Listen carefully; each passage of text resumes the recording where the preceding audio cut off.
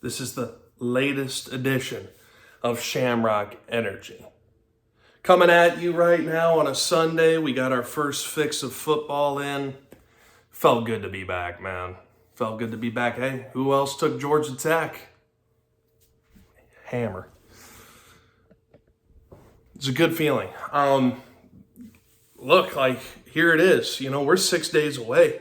We're Jerome Bettis, Jeremiah Owusu-Koramoah days away from kickoff. This time next week, we're going to be picking up the pieces from what went down in College Station, and I can't wait, man. I'm so excited. I know that you guys are too, and this is going to be a longer one. So brace yourselves. I want you guys to be prepared for that. Sit back, relax. Let's have a conversation here, because look, it's been a long off season. There's been a lot of discussion. We've over discussed it, and it's the way it is every year. We're exhausted by it, and I understand that. And I wanted to come at you guys from maybe a little bit of a different angle than some of the people have on the beat. It's not the people on the beat's fault. It's just how it is, man. We've run out of stuff to talk about. We've over discussed it. This is a big matchup. So understandably, it's the same thing that's going on in our heads time and time again. I don't know about you guys, but I can't focus on anything else. I got a huge week of work coming up, and I literally can't focus on it. I just can't. As it comes up, sure, I'll take it on. But man, I am just so excited. I've secured the tickets to A&M. I can't wait, man. I can't wait. I've been to College Station once before. It's an interesting place, to say the least. I've never been in a game of this magnitude, though. This game is massive for both programs. We know it. A&M is going to be super, super reinvigorated. That's a reinvigorated fan base for sure. The Elko move, the writing was on the wall for them for a long time, man. That should have happened probably sooner if the buyout of Jimbo Fisher wasn't as big as it was. Look, do you guys remember when they were going to hire Mark Stoops? And I was like, okay, I can get down with that. That makes me feel better. And then it flipped over to Mike Elko, and you're like, oh shit, that matchup just got more difficult, didn't it? And I still believe that. But needless to say, that fan base is ready to rock and roll. They're ready to put the Jimbo Fisher years behind them. Stadium's going to be absolutely packed. There are tickets out there right now. I got lucky. There were some nice fans that were able to give us those tickets for $250, and they're reselling for anywhere between $800 to $1,000 right now. We'll see if it gets more expensive as before kickoff comes. But all I got to say is it's the Notre Dame effect. I don't know how many Notre Dame fans are going to be there. I know we don't travel like that, especially down to Texas, but it's the Notre Dame effect. If you're playing Notre Dame, the game just got that much bigger. I can't wait. And we've exhausted this matchup quite a bit. We've talked about it till we're blue in the face. But needless to say, there's still some things that need to be discussed. And they've been discussed before, but I don't want us to forget.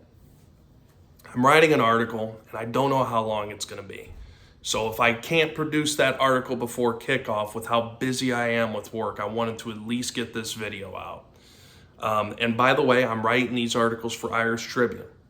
I'm also a part of the First and Gold podcast with my boy Peter J. He's amazing. And it's been really, really fun to work with him. That is an absolute dream of mine to be a part of a Notre Dame football podcast.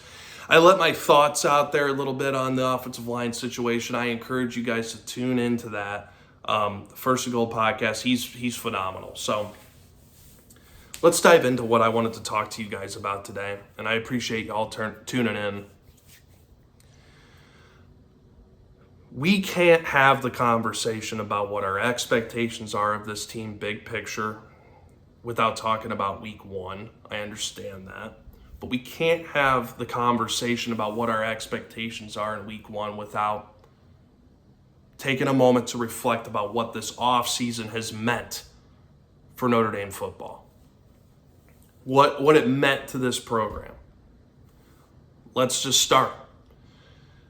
You start this offseason with, and it was an interesting one.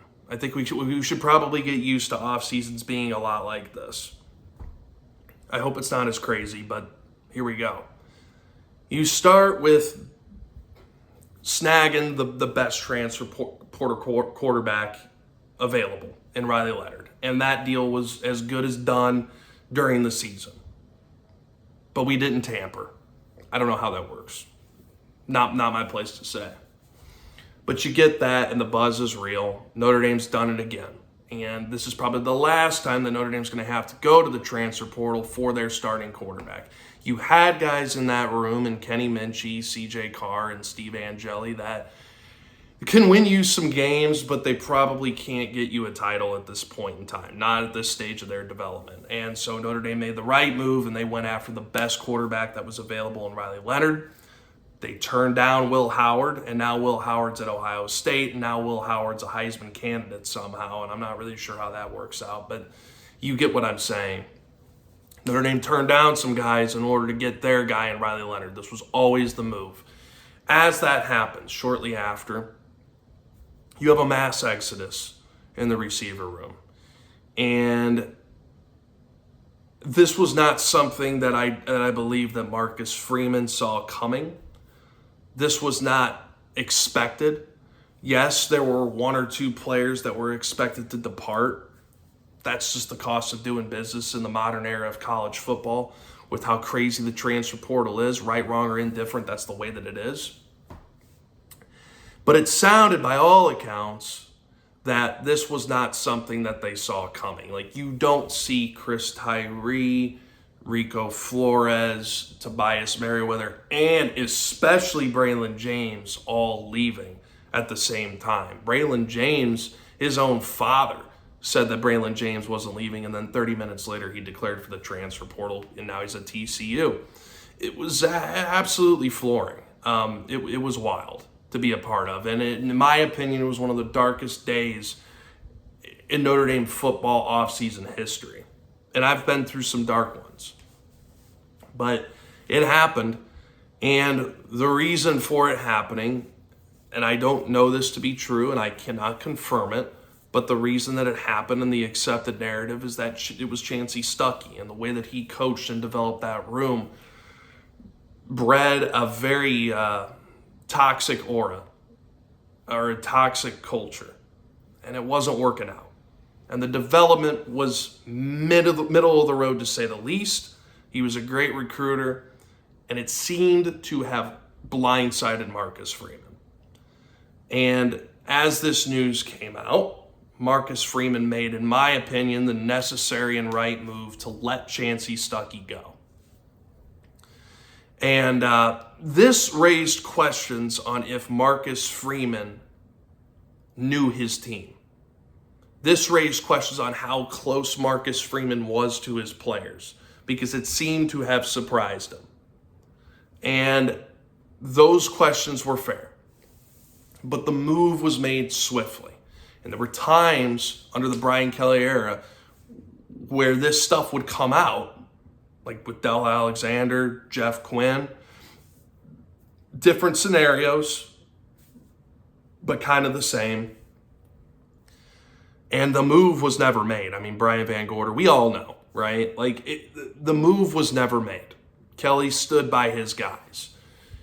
And the reasons for that I will never fully know, but Marcus Freeman made the change, and he had a guy in mind, and it was Mike Brown. And this is where it starts to get significant. Mike Brown was the 10th highest paid college receiver coach in college. He had an assistant coach title next to his name on top of being a receiver coach. And Marcus Freeman had his guy in mind, and it was Mike Brown the entire time. This was a move that he was ready to make. He had a clear and distinct plan, and for the first time in my fanhood, the administration was fully in line with that plan. They worked lock and step. They were organized, and there was a clear direction that they were going. Mike Brown didn't take a pay cut to come to Notre Dame, I can assure you that. He took a pay bump. The assistant coach title is not on his name anymore. but the pay went up. This was foreign to a lot of Notre Dame fans, especially the new ones. I know that this has been going on even during the Lou Holtz days. It went on before Ara Parseghian. Look, this has always been a problem at Notre Dame. The administration, for whatever reason, looked at football as a necessary evil. And they never really fully bought in, but this was the first move that this administration has made, especially under Marcus Freeman, that led us to believe we might be lock and step here. There might be some unison between the administration, the back office, and the football program as a whole. And that was good. That was very good. And it was very encouraging. And while Mike Brown's recruiting woes are well documented, I believe that there's going to be reason to believe that Notre Dame's wide receiver room is going to be good this year. And there will be more on that in a little bit. But at least they're getting developed. Great. There's a press conference out there, and I can't find it, but Marcus Freeman made it clear we want our offensive staff to stay together. And a week after that, obviously, Chansi Stuckey gets let go. They retained some key players that probably would have left if Chansi Stuckey stayed as well. You would have been starting from ground zero, potentially. And that's not the case. That's obviously not the case. So you were able to retain Jaden Greathouse throughout that, which was key. You retained Jane Thomas, which was very key. And then you also were able to retain Jordan Faison and KK Smith. Players that can add a lot, and Deion Colzie. These are players that are going to contribute at one point or another. You do lose Rico Flores. You do lose Tobias Merriweather. You do lose Chris Tyree and Braylon James. And now those losses hurt. Notre Dame fans, me included, collectively swam in a pool of pity for a couple days. But Marcus Freeman was not. And they went to work. And Riley Leonard went to work. And they had a clear plan on who they were going for. They went after Chris Mitchell, who's a 4-4 guy who had 6 touchdown catches last year at FIU.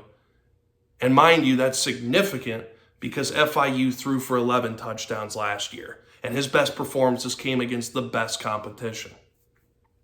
Chris Mitchell's one of those players that just finds himself around the ball. Just sounds like he's a playmaker. We'll see if that comes to fruition in a game. We all have to see it in the receiver room, and I understand that. That almost goes without saying. You have Beau Collins, whose film I did not love. But more has come out on Beau Collins from Clemson that he was misutilized under that offensive system. They used him in more of a screen, vertical capacity, when really Beau Collins is a Jaden Thomas type player that you could use in the slants and drags and curls. And yeah, use him on the perimeter on these out routes.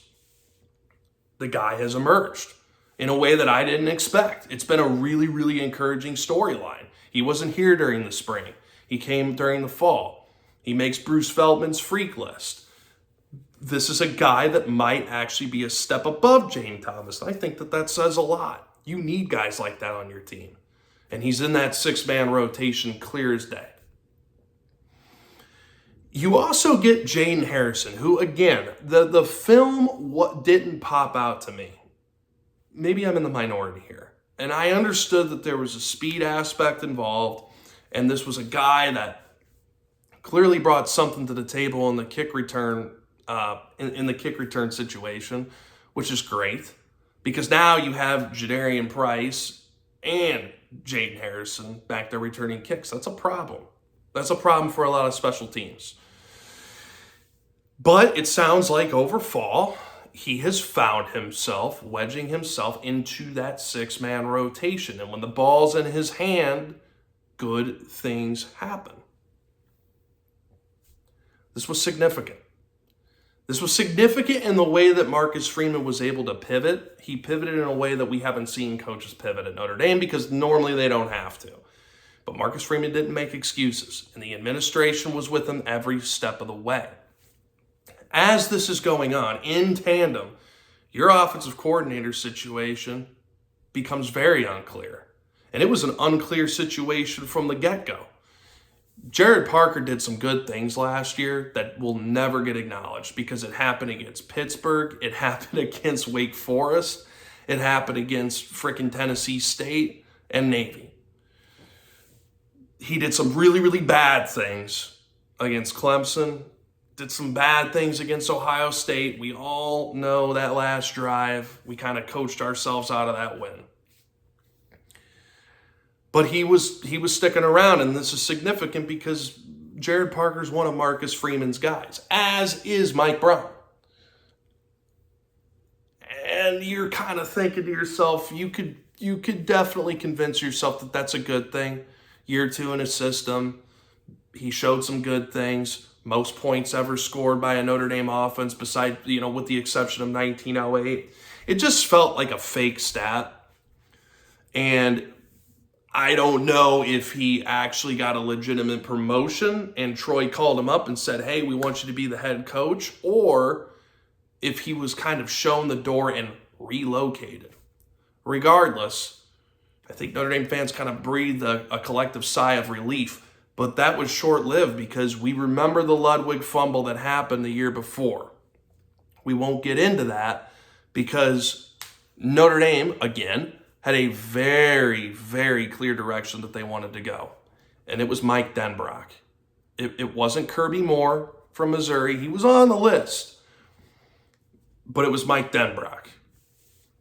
And in the beginning, it didn't really seem likely that that was going to happen. Listen, you ask anybody at LSU, you ask the fans that follow that program closely, they've got the same beat that we have over here. And for the longest time, as these negotiations started to open up, it was Mike Denbrock ain't leaving. You guys ain't going to pay him, and he doesn't want to be with the talent that you guys have because you ain't got any. Fair or unfair, that was the narrative. And the administration shot that down. They beat Texas A&M and LSU in a bidding war. That's impressive. That was a big signal to college football that we should be talking about before we go into week 1 because it's significant to what this team is going to be. So you just got the best offensive coordinator in college football in Mike Denbrock. Now, I'm not saying that he's the clear best offensive coordinator in college football, but he's the best offensive coordinator for Notre Dame. That was always the move. And this is a guy that has coaching history with Marcus Freeman too.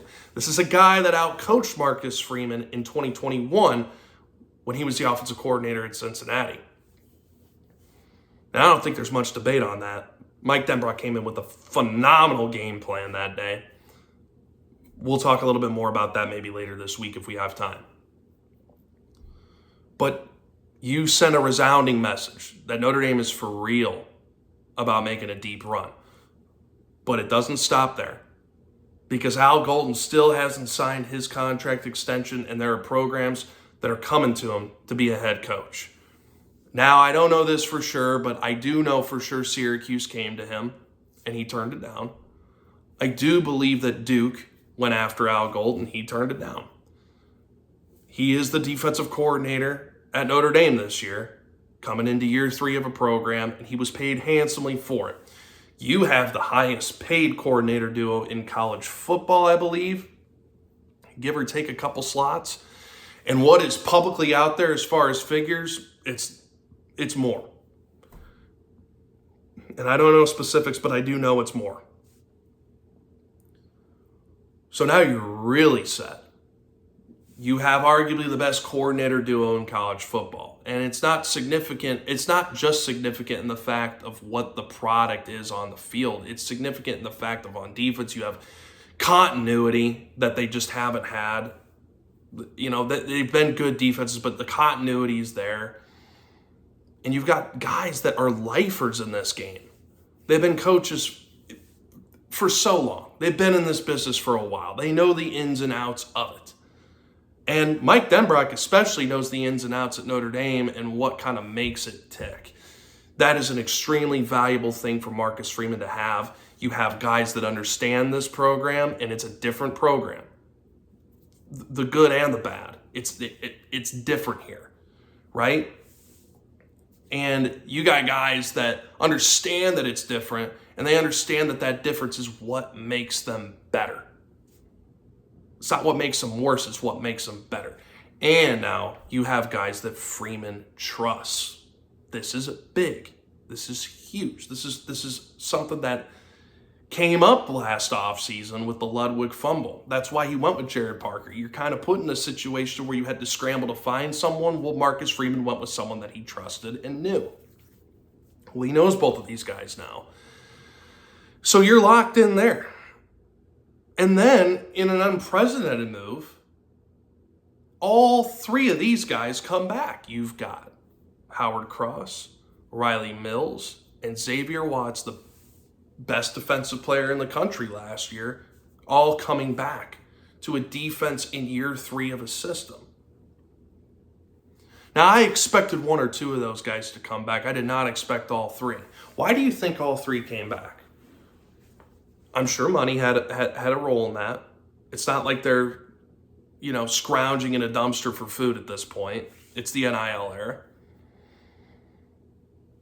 Yeah, sure, you could get some additional film out there, especially if you're Riley Mills and Howard Cross. That makes sense. But if you're Xavier Watts, does it really? Or is it because they're going for something a little bit more? Maybe, just maybe, they understand that the way that this team is built and the culture that's around right now with Marcus Freeman is just a little bit different. And it was clear. The message was sent this offseason that this is a team behind closed doors that believe they can make a push. Why do they think that? Do you think it's just because it's the spirit of Notre Dame and the Marcus Freeman magic? No, it's because it's for real. It's because it's for real. And I want to continue to remind all of us, I need to remind myself, that there's a reason that there is an unprecedented amount of hype around this squad for both offense and defense. Let's talk about those reasons. Because it seems as though over the last week or so, and I spoke on this on the First and Gold podcast, I made a video about it, that we tend to forget and lose sight of the expectations of this team, and we shouldn't. We shouldn't. The hype is real. For how long I've been a Notre Dame fan, there's been very few offenses that have playmakers on the team that make you say, wow. That if you weren't a Notre Dame fan, you watched Notre Dame, and what was the narrative? They're boring. They're a ball control offense. Yeah, they don't turn the ball over. They do the right thing. They've got a good offensive line. And sometimes that offensive line doesn't perform in the biggest moments, but they're good. And you're going to get some offensive linemen in the NFL, and you got a really good tight end room. But your quarterback situation is typically iffy. Your backfield recently has taken a step up, but Autry Esime is not going to make you say wow when you watch him play. Kyron Williams will make you say wow when he's creating space, but he's not going to blow the top off of a defense usually. Well, that's changed. The main concern is the left side of the offensive line, and we've beaten that horse dead, and I understand why we have. But what it's looking like is it's going to be Anthony Knapp, Sam Pendleton at left guard. You're going to have Ashton Craig at center, who earned that job last year. He Wally pipped Zeke Correll, for lack of a better term. You have Billy Schrauth, who's nasty. And you've got Emil Wagner, who's a very good athlete with 5-star upside. This is it is a young group. It is an inexperienced group. And there's no spin around that. 0 snaps together as a unit. That's a problem. That's a concern. But it's a very athletic, talented, and physical group. And in 2025, that unit's going to be disgusting because Charles Jagusah is coming back, and I think that they're going to put him at guard. But we're not talking about that right now. So if that's the main concern, that's fine. But you've never had a backfield in my lifetime that has guys like Jeremiah Love and Jadarian Price. Guys that really can blow the top off of a defense. That if you block properly and they make it to the second level, they're gone. Jadarian Price had a kick return for a touchdown last year against USC. And I believe it was one of the I don't know if that's true. But it looked like he was the fastest guy on the field at that moment. And guess what? He's not the fastest guy in that backfield. It's Jeremiah Love. A guy that if he has space, he's going to make a play happen. It's a guy that can completely change a game with just having the ball in his hands in just a little bit of space. I believe that Jeremiah Love is one of the most special athletes that Notre Dame has had on campus in its history.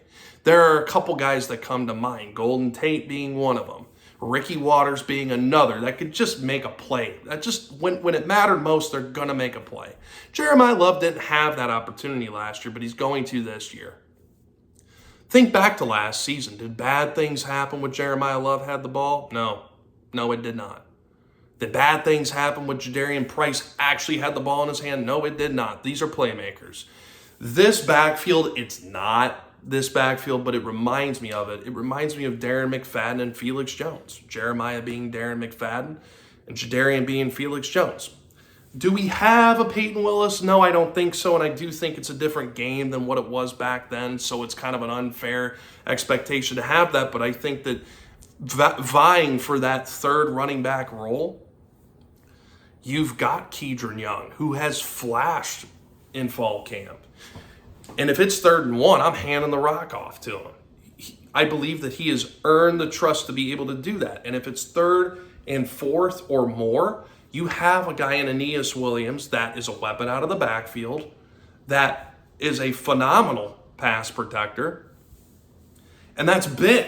Obviously, you guys know that's big because in order to be really getting any type of playing time in any program, you got to be able to do that. Those are the little things. And Dylan McCullough emphasizes that. Okay, so you have that situation. And that backfield's disgusting. And I believe that whatever the narrative is around it nationally, it's not getting enough attention. And it will get a lot of attention this year. You can mark my words on that. You have a tight end room. Before I go into that, I'll say Riley Leonard is the X factor. What that opens up in the run game can't be understated. You have one of the best athletes back there as your quarterback. What does that do to eye discipline for your linebackers, your defensive ends, your safeties? You have to take that into account. We just saw it against Georgia Tech and Florida State. We just saw it. Haynes King ain't Riley Leonard, man. And yet they had to respect that. They had to respect the fact that he could make plays with his legs. And if he makes plays with his legs, that opens up Jadarian Price and Jeremiah Love.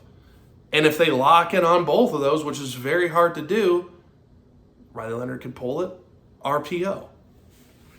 And you could do that with a collection of these players. At tight end, you have Mitchell Evans, and he's a known commodity. So long as he stays healthy, Mitchell Evans is going to be a special player. We'll see how many snaps he has in him in week 1. We'll see. But he's going to make an impact one way or another. You've got a guy in Cooper Flanagan who has kind of jumped Eli Raridon, which is saying a lot. Because Eli Raridon was labeled as the next stud at Notre Dame at that tight end position. He's the next Kyle Rudolph, the next Tyler Eifert, the next Michael Mayer. And Cooper Flanagan didn't really listen to that. He took a huge step this fall. And he's probably the best overall tight end that Notre Dame has on the roster. That's saying so much. And it's not taking anything away from Eli Raridon and what he is capable of in this offense. That's another guy that if you find him in the seam, which he ain't hard to find, he's pretty damn tall, 6'6", big body, athletic as hell, that's a problem. And so you've got one of the best tight end rooms in the country. And I'll tell you this, I wouldn't trade it for any of the tight end rooms that exist right now. And maybe as the season goes on, I can be proven wrong. And then finally, you have a receiver room that has just shown itself capable of changing the narrative at wide receiver for Notre Dame. Because with the exception of Chase Claypool and Miles Boykin, you really haven't had that guy since 2017. It just hasn't happened. You've had a collection of just another guy. And it's not their fault as much as it is for poor development. It's been plagued by poor development for too long and by poor recruiting. Mike Brown is changing that. And by all accounts, this room looks good this year. They look very good. And the question is, are we finally going to have the complementary pieces necessary for those receivers to make plays? I have confidence that they will. Very deep room. Very deep room. That goes back to what I was saying at the beginning. This went from a room that was in shambles to one of the deepest rooms that Notre Dame has. They're good across the board. There's no bad players in that room. There's no bad players. And if they get the opportunity, there's going to be plays that get made by Chris Mitchell, Cam. Guys, we could go down the list. They're all going to make plays this year. Maybe not all, but most. Even Cam Williams. I'm not giving up on that. Very impressive room. But then you flip it over to defense. And this is me kind of putting it on the line a little bit too. This is the perfect defense. Year 3 in a system, which we already talked about, how important that is. How rare of a luxury it is to have in college football too. It can't be understated. That is huge. You know, you got a defensive coordinator that out-coached Lincoln Riley using an 8x5 note card. Number 1 draft pick in the country. He was the Heisman favorite that night, and he got embarrassed. And that team was never the same after that. That program, not the same after that. You got Lincoln Riley trying to get out of the Notre Dame game after that one. That's how impactful that was. You start at safety. Xavier Watts I spoke about. But the guy that was going to be lined up next to him, I know it's not static, next to him, who's that other safety? Because for a long time, it's been a really good player and then your choice of bad. Your choice of missed run fits, dropped interceptions, getting burnt in coverage. You had your choices in DJ Brown and Ramon Henderson last year. Well, now you have your choice. You have your options, and it's a big upgrade. You snagged Rod Hurd on the defensive side of the ball through the transfer portal. Someone that sounds like there's a lot of continuity there between him and Xavier Watts. It's like they've played together for a long time. That's something I don't know if they really expected. He's a bright football player. He's from Northwestern. To be expected. But Adon Schuler, which I did call this, is pushing for snaps. He's pushing for the majority of the snaps. And yes, there's going to be a timeshare there, but there's going to be a timeshare just about everywhere across the ball, across the field. Then, what we've grown accustomed to over the last 2 years is, really 3 years, is your secondary is the best in college football as far as defensive backs go. Ohio State deserves a seat at that table. Iowa deserves a seat at that table. But to me, the conversation starts and ends with Notre Dame. You have 2 islands now in Benjamin Morrison and Christian Gray. Christian Gray, very impressive fall camp. Phenomenal. Ascended. Completely ascended. He has earned that starting role. Earned it. Beat out Jaden Mickey for it. And that's saying a lot. Now, is that a shock to me? No, but it is kind of a surprise to me on how well he's performed, reportedly, how he did in the scrimmage. Just the fact that teams have to be up against that already and knowing what the safety situation is crazy. But you have really quality depth there. You've got Jaden Mickey, who's been with the program for a while, and he's a good player. Just makes dumb mistakes. A little bit too aggressive sometimes, right? Doesn't have the physical tools that a Christian Gray has, who has more physical tools than anybody in that defensive back room, in my opinion. Until you mention Leonard Moore. where there's a lot of buzz about him too. And who he's becoming. That's another hit, right? And you have that, and then you have your nickel situation, which is going to be a combination of Jaden Osbury, Jaden Mickey, and Jordan Clark. We'll see how that plays out. But, you know, speaking of Jaden Osbury, he's in a 5-man rotation at linebacker. And this isn't just like, to say it's a position by committee, like that's not really what this is. Because position by committee, you know what I think of? I think of like Cam McDaniel and frickin' Sebo, you know, like just, it means that your room's not good. Well, no, this room is very good. You have Jaden Osbury, who's long, rangy, athletic, can kind of play everywhere, right? You've got Jalen Sneed. You know how I feel about Jalen Sneed. He's got every tool that you could possibly want with a linebacker, but the light hasn't fully switched on. It was switching on a little bit last year. It switched on a little bit the year before that, more last year than the year before. Now you have a guy that the coaches are raving about. And what he can offer from a pass rush perspective is phenomenal. What he can do in the box is phenomenal. This is a guy that we're not talking enough about. It's one of my favorite recruits that Marcus Freeman had ever gotten when he was a defensive coordinator. This is a dude. You've got Drake Bowen, who might actually be, of the 5, he might actually have the most glaring weakness. He doesn't flow sideline to sideline the way that these other guys do, but north and south, 3rd and short, 4th and short, he's going to lay the wood in a significant way. We're not talking about Drew White or Joe Schmidt here. Drake Bowen is a level above that.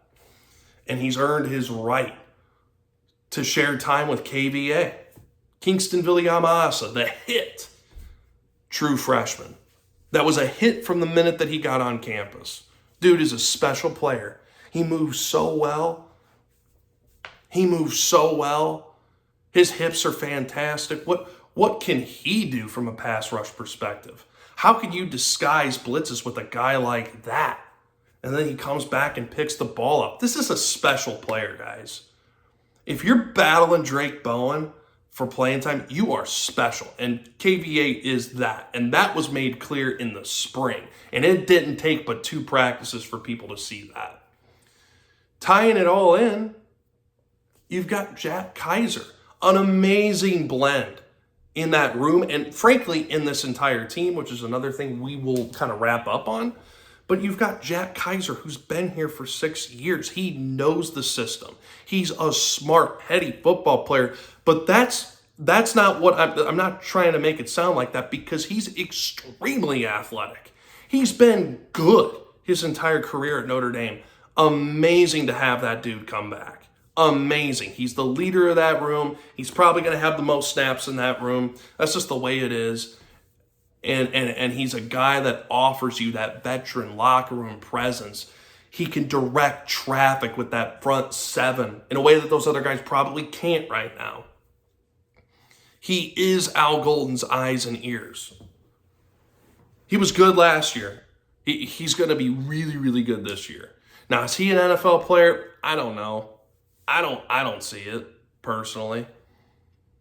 And really it all boils down to size.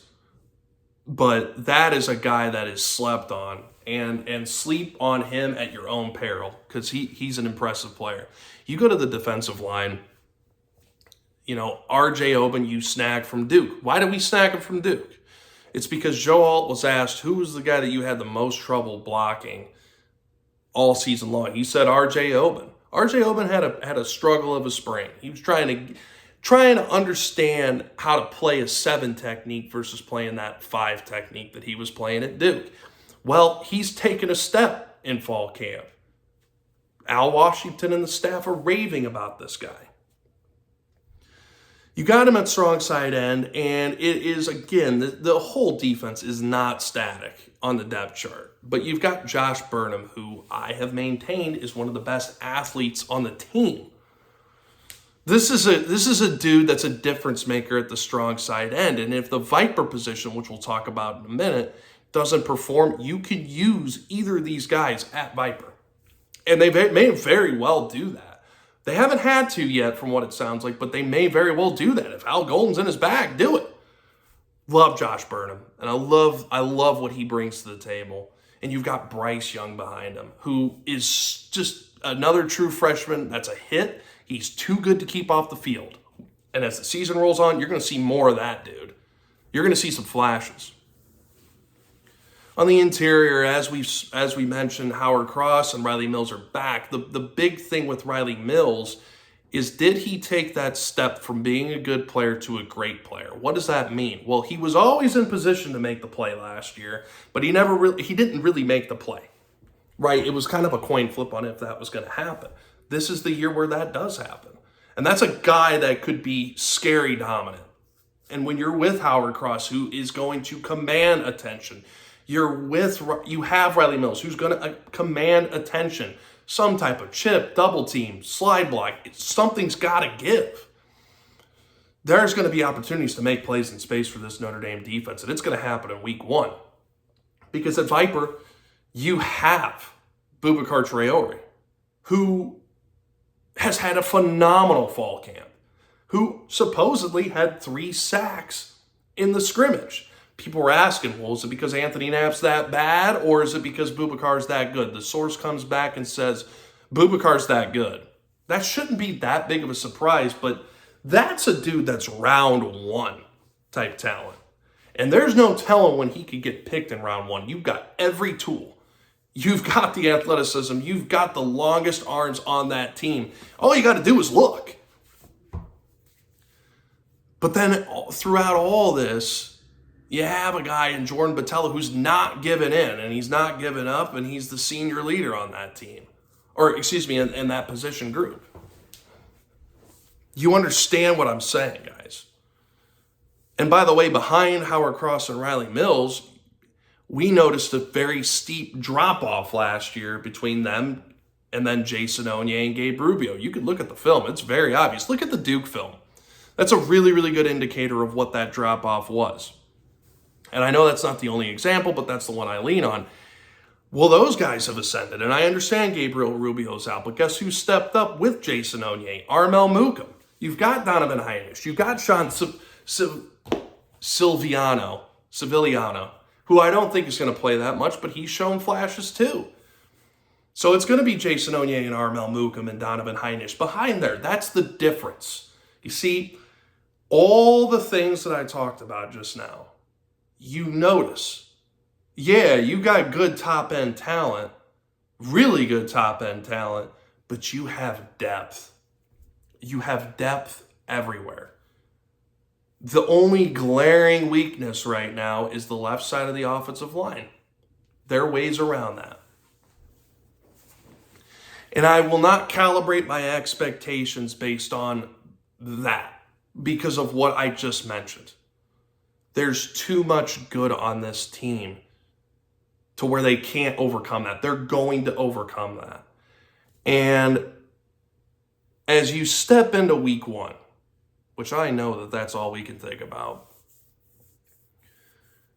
you could theoretically get away with the argument that if Notre Dame scores 14 points in that game, they're going to come away the winner. I think Notre Dame's going to score more than that. I think that Notre Dame is going to win. And I think that they're going to win by more than 10 points. I'm not biased at all. But seriously, guys, listen, if this was a team in a game in week 1 where we're up against, I don't know, pick your team like Georgia or Oregon, I'd be like, it's probably an L to start things out. Like, we've got to, but I'm sorry, but A&M's not that good, guys. For all the conversation that we've had about Notre Dame's offensive line versus Texas A&M's D-line, we're not having the conversation on the other side of the coin. Notre Dame's D-line against A&M's O-line, which, frankly, is in a situation that is appearing to be worse than ours. Across the O-line, not just on the left side. Give me Riley Mills over Connor Wegman. Give me our receivers over Texas A&M's receivers. I mean, Nick Scourton's an absolutely phenomenal player, no doubt about it, but do they have the depth that Notre Dame has? We're going to find out. Do they have? They certainly don't have the linebacker room that Notre Dame has. They've got one guy there, and then they're trying to figure out who's going to fit in next to him. Is there depth there? There's talent, sure. And their secondary is not even close to Notre Dame's either. Do they have Jeremiah Love? No, they don't. They tried to get him. But he'll be at College Station in week 1. He'll just be wearing the white and gold.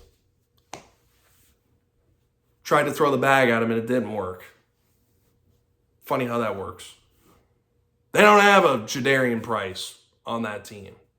They don't have a Jaden Greathouse. They might have a Bo Collins. They don't have a Chris Mitchell. In my opinion, it's really not my opinion. There's a reason that that Texas A&M's a -3 favorite in this game. And it's because Texas A&M's fan base is throwing massive amounts of money on single bets. That's the only reason. This game should be 5.5, -5.5, Notre Dame. If we're just going to be straight up about it. Roster for roster, Notre Dame's is better. It's going to be loud. It's going to be kind of hot. I've actually seen that it's going to be lower than 90 degrees. It's going to be cloudy. It might even be rainy. And last I checked, do you have Mitch Evans, Eli Raridon, or Cooper Flanagan? You don't. You don't have Al Golden, and you don't have Mike Denbrock. You've got Colin Klein, who's a good offensive mind, and you've got Jay Bateman, and hopefully for Texas A&M's sake, you've got Mike Elko helping on the defensive side of the ball too. You don't have Xavier Watts. You don't have those guys. What I'm trying to get across, and the reason that I mention all the things that happen in the offseason is because a couple negative storylines throughout fall camp do not change how this team is built.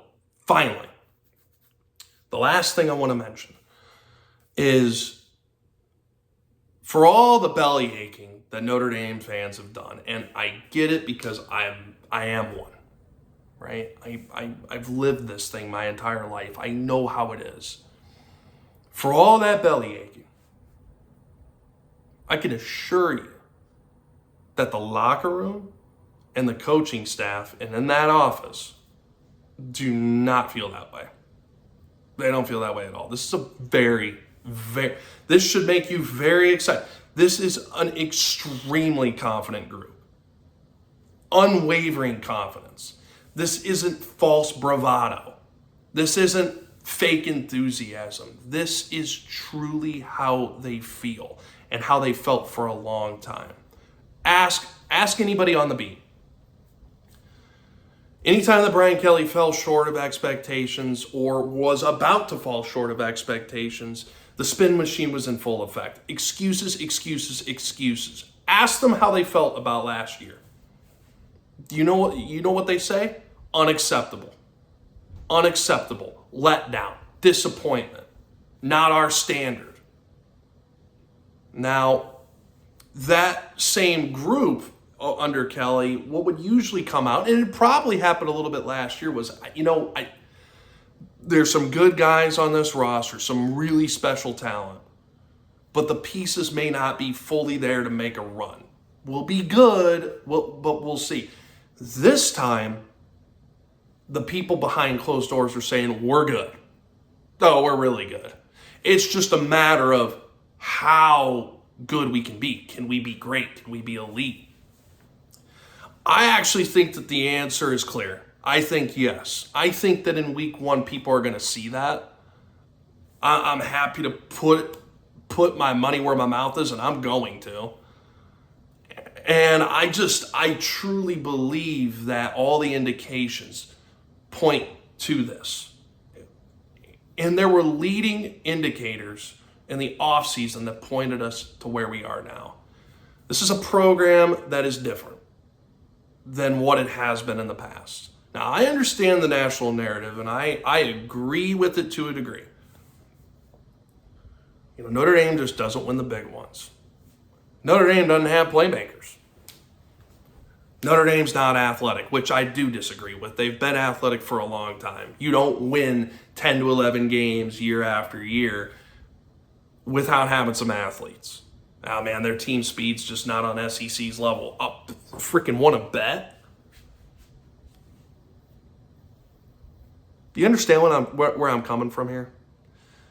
Am I insane? I don't think I am. I just believe that there's too much evidence pointing to this team being different for us to lose, for Notre Dame to lose in week 1 to an A&M squad that's going to be good in week 1 and going to be very good as the season progresses. And in year 2 with Mike Elko, don't even get me started. That's a scary group. But I'm sorry, your time is not now if you're A&M. It is Notre Dame's time, though. It is Notre Dame's time to make a deep push. The pieces are all there. You can talk to me about whatever weaknesses you want to talk about. And it's really going to start and end on the left side of that offensive line. Well, okay. Because again, I've seen some very flawed teams win a title. I've seen Georgia win it. I've seen Michigan win it. Every team has a weak point, and that's ours. But there are some glaring strengths that are key to this matchup that will end with Notre Dame in victory. And I'm telling you, I don't believe that this is going to be that close. I believe that Notre Dame should be favored by 5.5 points. I truly do think that Notre Dame is going to win this game by double digits.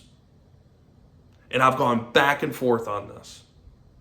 But that is just how I feel. And it's not just how I feel, it's how I view it. Are we looking at the same thing? You get out and you had a press conference after the scrimmage, and what did Marcus Freeman say? It was the most well-prepared group that I've been a part of. It was the best scrimmage that I've ever been a part of. That's not coach speak. If it was coach speak, it'd be, well, we got some things that we need to work on. We're not a finished product yet. And Mike Denbrock kind of said that, but listen, that's Mike Denbrock. And we know that offense isn't going to be a finished product. But I just believe that this belief is not the right word because it's not like I believe it's I know that Notre Dame is going to have a crisp product in week 1. If I'm wrong, I'm wrong, but I'm not. I am spot on this. I am Johnny on the spot on this. I've followed Notre Dame for a long time. They never had a team that was truly built like this. There's been top end talent and then no depth. You'd have Sheldon Day and then Tony Springman. You'd have Will Fuller and then someone else after that. You'd have Everett Golson on a good day and then Tommy Rees when he was having a bad day. That's not...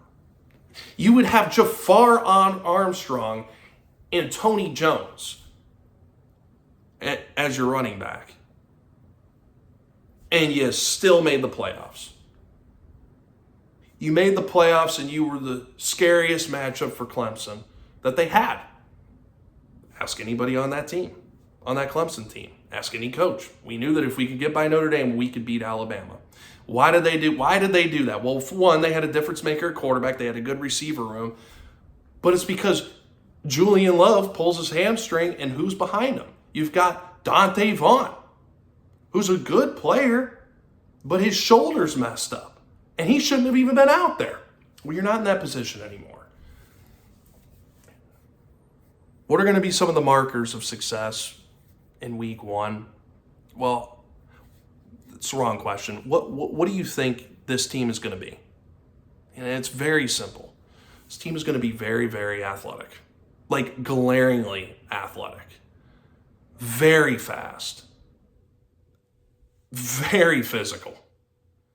And especially on defense, but on both sides of the ball, you're going to see big plays get made in a game where people don't think big plays are going to happen. They're going to happen. And they're going to happen on Notre Dame's side of the ball. They're going to take the ball away. They're going to be disruptive, dangerous. they're going to be different.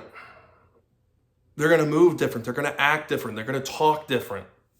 They're going to have a certain level of confidence in themselves that teams under Kelly just didn't have in the first 2 years. They didn't have under Freeman. You're going to have a locker room with resolve, with leadership, with the conviction in knowing in their heart of hearts that they deserve what's coming to them. They deserve to make a run. Now, whether or not they hoist a trophy, that's a different conversation for a different day. I could go out on a limb and make a dumb prediction right now, but I just don't see into the future like that. I do see week 1, though. We haven't seen this team play yet. We haven't seen A&M play yet either, but I have full confidence in knowing the result comes 6 days from now. That's the latest episode of Shamrock Energy. I told you it was going to be a long one, man. I hope you enjoy. Like I said, I want to continue to make these videos. Probably next time that we're going to be back, I could see a video happening before kickoff, but I'm not promising that. For sure, I'll be here to break down what goes on Saturday and how we feel about it. I have a feeling that we're going to be feeling pretty good.